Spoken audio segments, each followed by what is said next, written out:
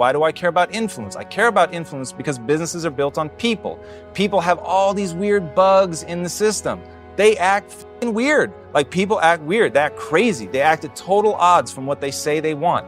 To do the job, to live your life, and protect yourself from all of the things that may affect your life.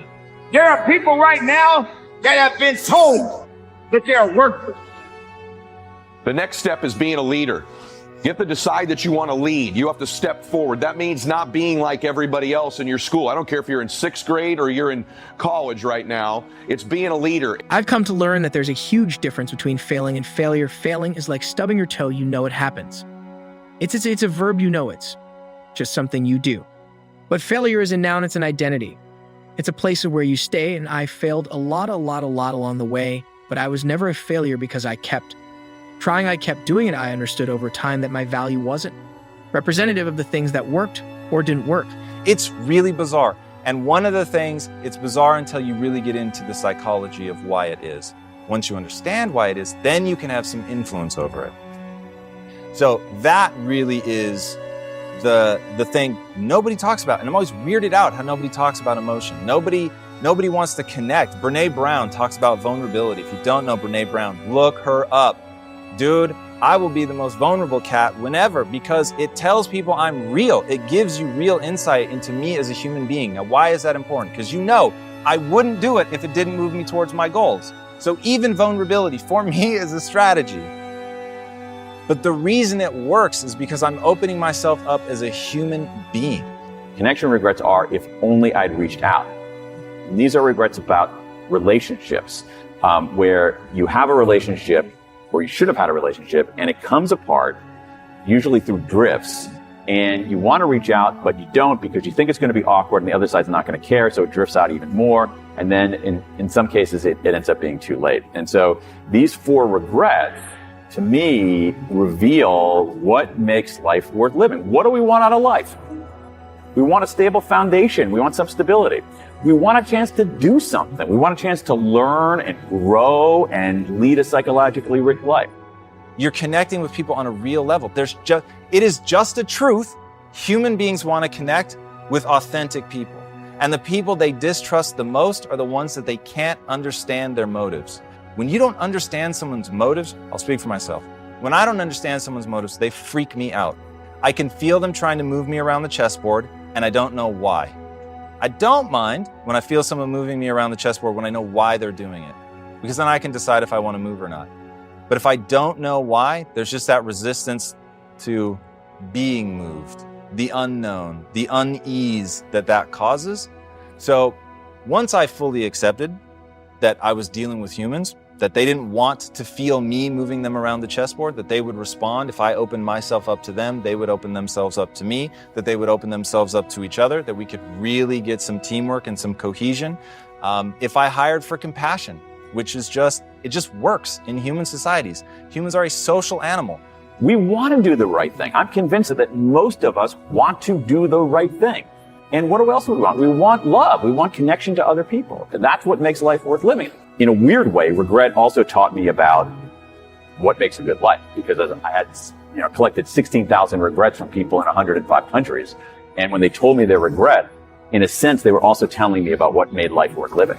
How do I turn that? Like, how do I take something that feels like it hurts and turn it into progress? This is important. In some ways, it's central. Regret hurts. There's no question about that. But here's the thing. Regret also instructs, and you can't have one without the other.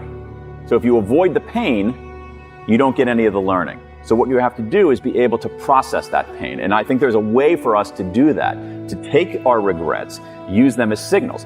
It was so frustrating because I was chasing an idea of value, not understanding that I was valued to begin with. A crumpled up 20 bill is still 20. It doesn't lose its value when it's beaten up.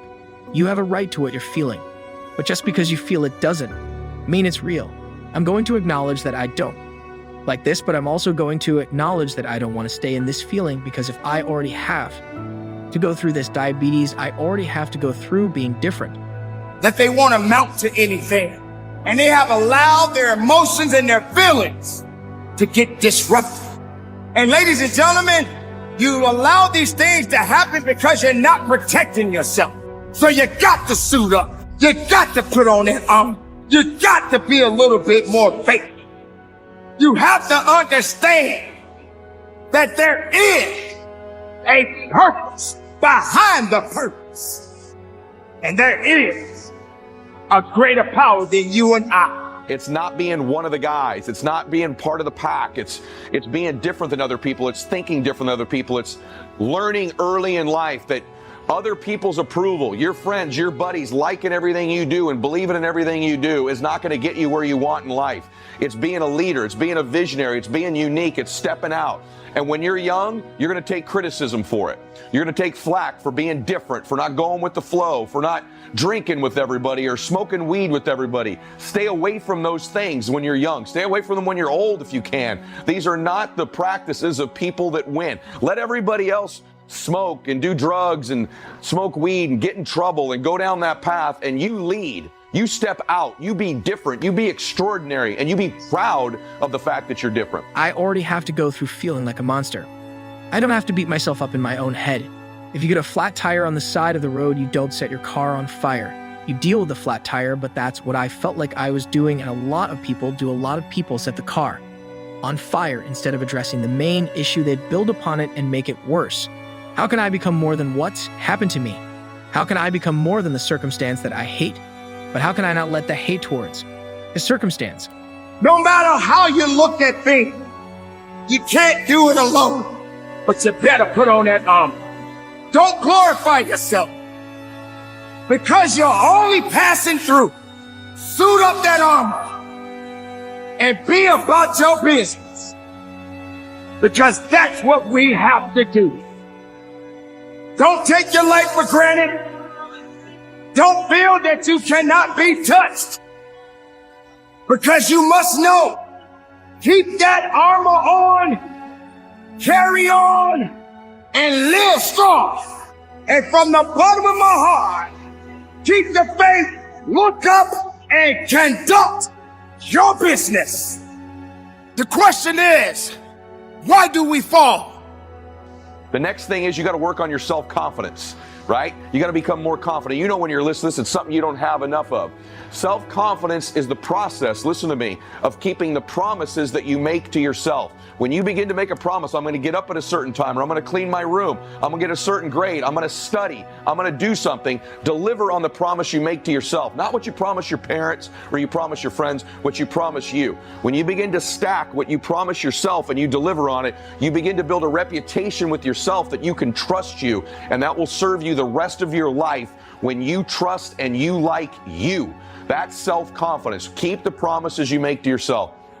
The next part is start to work on your self-worth, your identity, which is different than just your confidence. Self-worth means I deserve this. I'm worth this. And that comes from doing the hard work. That comes from being unique. It comes from noticing it when you're a leader, noticing it when you do things other people don't do, noticing it when you turn away from bullying somebody and you're the kind one, or you interrupt someone who's bullying and you stop it. I can't control me. You know, sometimes we get addicted to this, like making everything beautiful, making everything like amazing, and sometimes we have to be real. Some situations do suck, they do, and we have to allow them to suck and not invalidate the fact that it does suck. My job is to not let my mind take over. And that's when I win and when I lose, and everything in between. You have a choice between what you think and what you do, and that choice is everything is everything.